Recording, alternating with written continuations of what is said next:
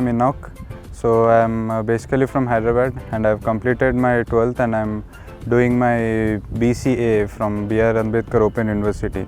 So I've been a drone enthusiast since my 10th class, and as my father was in Air Force, so I've been pretty interested, and hobby-wise and professional-wise I was very interested in this field.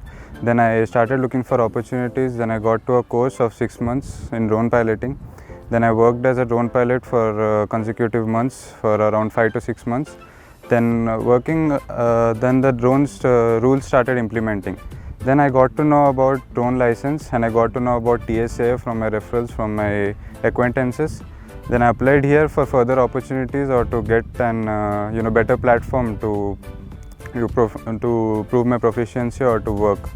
Then I joined here, and from past 4 days I have been getting trained here. The faculty is very much trained and very much knowledgeable, and the pilots who are training me are very well acquainted of how the drone behaves. And being a drone pilot, I can recognize how the pilots are, and they are very much into it and very much technically and professionally they are very talented as such. And coming to the license, after I complete the license, after I get the certification, then I'm trying to look forward for any opportunities that I get.